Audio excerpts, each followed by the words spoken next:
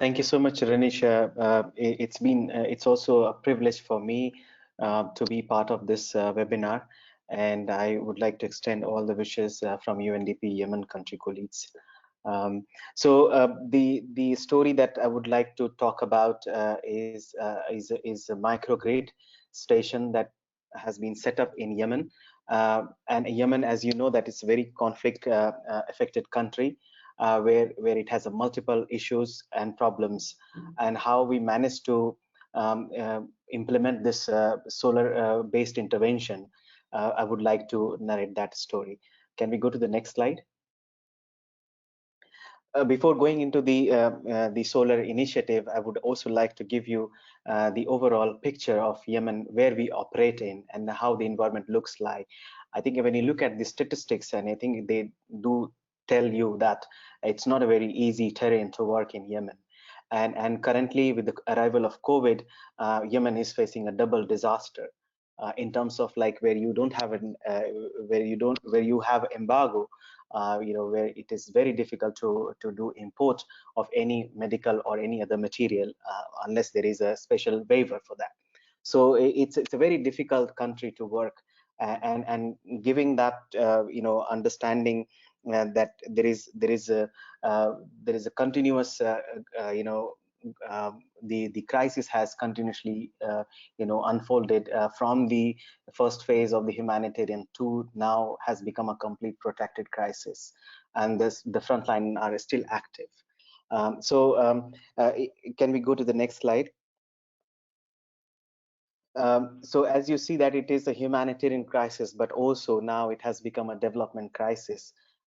And recently UNDP has done the study on assessing the impact of war, and it says that if this continues, the situation, the setback will be it will increase to 4 decades actually. All the development gains that have been made. So it's a very difficult environment in Yemen. Both humanitarian and development crisis are now together unfolding, and all the operations that you see now is basically needs to cater both humanitarian and development needs of the people. Next slide, please. Now, going to the energy sector, I mean, before the crisis in Yemen, it was already a lowest access rate within the region. Yemen is also one of the poorest country within the Middle East, and majority of the services, public services or the businesses or the markets, highly dependent on fossil fuel. And if I can give you one example, that when the cholera outbreak happened, majority of the water system in Yemen simply couldn't function because of the lack of availability of the fossil fuel, which is a diesel. However, if you look at the other side of the energy, it has also risen up exponentially and contributing positively to the GDP. And this is the only sector after the construction in the context of the crisis contributing positively. However, the other side, which is a good news, is also that there has been a lot of solar energy penetration in Yemen, knowing that the power plants are not working, the energy infrastructures are not available, the prices of the diesel is skyrocketing, and people do not have a job actually to afford that. So the situation is very difficult. Next slide, please. And if you look at the bottleneck of energy sector in Yemen, recently we have done the value chain analysis. What we found that half of the demands have not been able to met, and the reason are many. One is the lack of supply, price, and poor quality. One of the key thing also what we have seen, though the energy sector has grown exponentially, but this is also very much centralized. So in the remote area, and if you look at the data, which suggests that 52% of the rural population in Yemen do not have access to any energy. There is no grid, and the grids are only available in the major cities, but in the rural areas are completely cut off. So they highly depend on the day-to-day their activities on fossil fuel, and which is quite expensive. Also, energy sector has been considered so far as a service delivery tool, distribution, installation, and operation maintenance, even from the humanitarian side. So this all actually are basically the bottlenecks of the energy sector in Yemen. Next slide, please. So what is the story that that we have implement we would like to talk, especially in this webinar, is about the solar microgrid model story. In the beginning, of course, this is supported by European Union, and we are implementing in Yemen in a very difficult locations where you have lack of access to the area.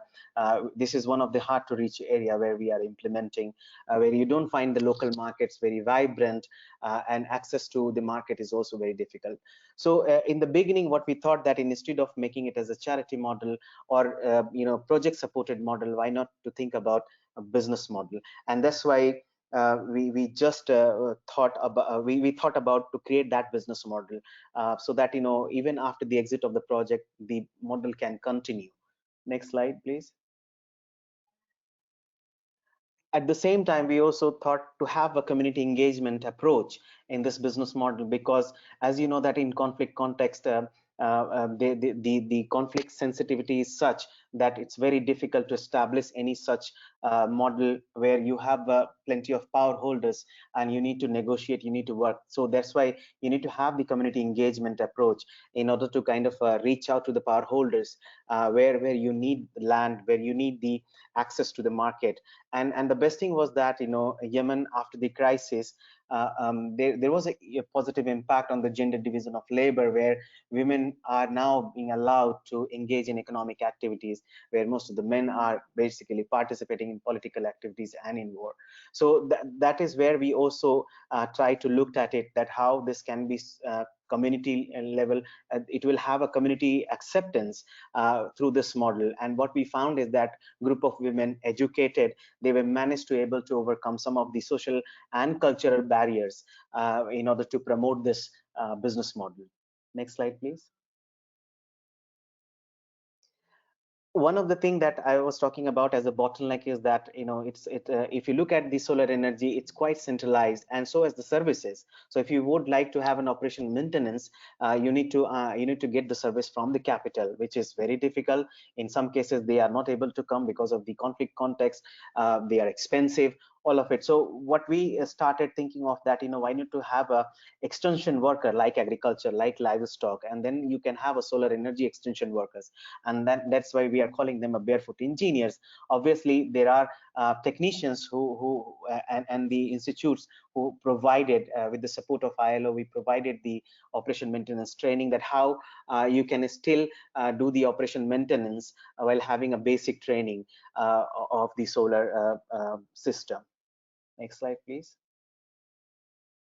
And you can see that women can work on wiring, they can work on installing the solar panels, and they can also look after the batteries and all of it. Next slide, please. Yeah, this is what I was talking about, that this group of women are technically trained, and there is one person who is also a technician available at the doorstep whenever they need. They consult them and they pay them as well. Next slide, please. What we also looked at in this business model, that it has to be competitive, because the diesel sector is very structured, very powerful, but there was also an advantage to the to our side. One is that the diesel is available only for limited hour. That means electricity can run only for 2 hours to 3 hours maximum, and if you need to pay more. Whereas when we looked at the solar microgrid, it can run up to 10 hours, and the price was very competitive, like in 2 cents per hour by the solar microgrid, where you have to pay 40 cents per hour for diesel, and that's for limited time. So this is where the competitive model that we managed to develop, and even in the time of COVID, this model is continue to operate. One of the reason is that that even the diesel price globally has come down, but due to the conflict economic context in Yemen, the prices of the diesel has continued to rise. The market fluctuation is there, but because the longevity of the access to the clean energy, I think that's where people have got influenced, and they are able to get this very affordable and clean energy. Next slide. And overall, when you look at it, there is also socioeconomic response to this crisis. You see that, women coming out, group of women coming out and making this as a business. Initially, the solar energy sector was seen as a service delivery model, that you get the private sector, they come install the solar, and then operation and maintenance. But now this has also become an income generation. And why I'm saying it's socioeconomic response, because when you look at in the humanitarian sector, the cash assistance, especially in Yemen, the cash assistance is 30%, which I'm giving you the data on from 2019, which was $4 billion, the humanitarian response plan, and 30% was cash assistance. But despite that huge injection of cash, the status of the beneficiaries have not moved, or they have not graduated. What I mean about that, coping up their vulnerabilities and moving on.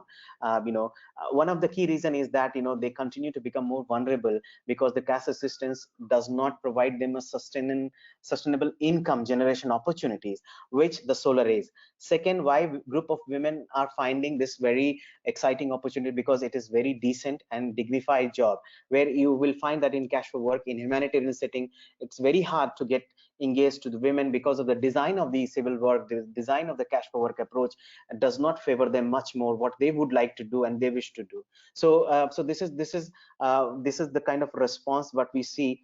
Energy as an entry point into the humanitarian crisis, but they can also build on and bring the development aspects, so that we can build the humanitarian and development nexus actually. Next slide, please. So you see that, this is the kind of we have now 3 stations. Basically, we installed it. All of them are making profit. They are more than now almost 18 months, more than that. You can see that on the extreme left side, there are meters.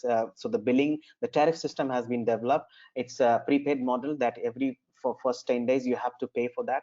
And in other areas, we have also the consumption model that, so these are the 2 different models. And you can see their revenue, they keep making revenue. So one of this group is generating around $500 to $600 per month. And that's basically giving into their hands on a monthly basis, like $80 or $90 per month, where the cash assistance is going to give you $100 or $120 for 4 rounds only. So this kind of approach is not saying that cash assistance is not required, but what we are doing is that we are building on that cash assistance and making sure that the beneficiaries graduate from their original status. Next slide, please. And this is what we thought, to promote the decentralized solar solutions to improve access to affordable energy. Why we say so, that in Yemen, as I said in the beginning, the infrastructure of energy sector is not very much there. They are far more disconnect to the rural community. And even if there is a new investment coming in Yemen, it will take ages to make everybody access through on-grid system.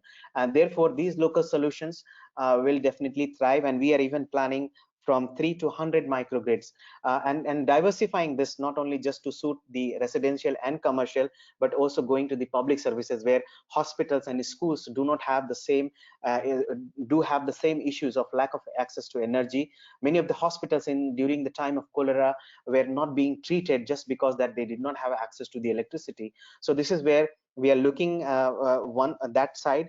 Plus, we are also trying to look at waste, water, and how we can bring the work dimension into this decentralized solution to make it more attractive. Because these all 3 micro stations are now functional and making profit, there is also interest now from the private sector to invest into expanding this, and so as with the microfinance institutions, because initially the banks, the microfinance institutions, were not very keen to provide loan, just because that the enterprises were not making money and there was no cash in the banks. But now, because of that profit making opportunity, MFIs and private sectors are coming forward. Next slide. happy to share that this initiative was recently awarded by ASDEN under humanitarian energy category. I have also put some reference material in case if you would like to read through them, just for your information. Thanks very much.